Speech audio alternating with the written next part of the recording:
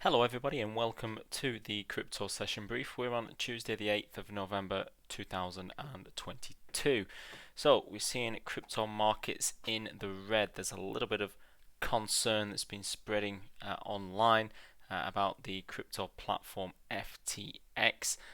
So much so that their owner has been tweeting to try and reassure people that there is no bother at FTX whatsoever, but the peg for FTX to US Tether, so the coin has been starting to break. So in a similar manner to what we saw happen with Luna coin, it was a few months ago now when that completely crashed.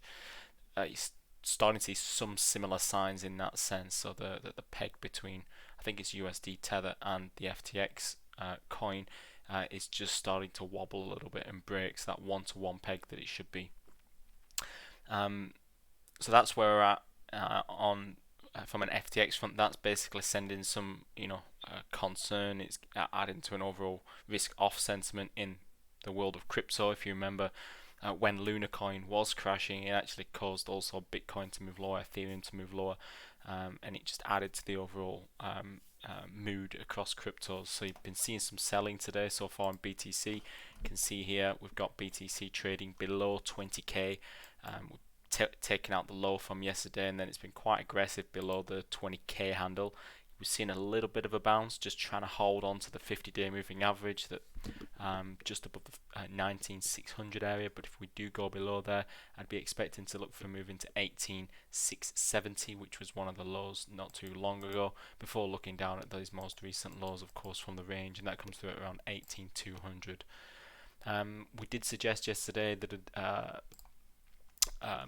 a trade that we could possibly be looking at would be reversal trading on Litecoin. It was starting to get really choppy despite that movement high. It was starting to look a little bit toppy at that point. We'd rejected just overhead, just below the 75 handle. You can see some resistance in the past around this price. And then it's been aggressive to the downside, and I was thinking, okay, well, how much has this move got behind it? How many buys are there in these areas after such a sharp move up? And it turns out not many. You can see the aggressive nature of that sell-off today so far.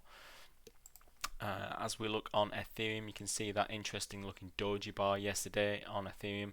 1550 was the level that we just about held on to, but you've seen today so far taking out that doji bar low, taking out last week's low in fact as well, and then looking to head back down potentially into the region of around 1380 initially. These areas here, so the highs of the range that we were trading in not too long ago, probably around 1390, 1380. That would be my initial area that I'd be looking for. You can see we've probably just bounced around this low here. I think when was this? This was end of August. So you're talking around 1420. You can see we've had a move just off that area. But a continued move lower if we can't hold here. Could see this market drop further into 1400.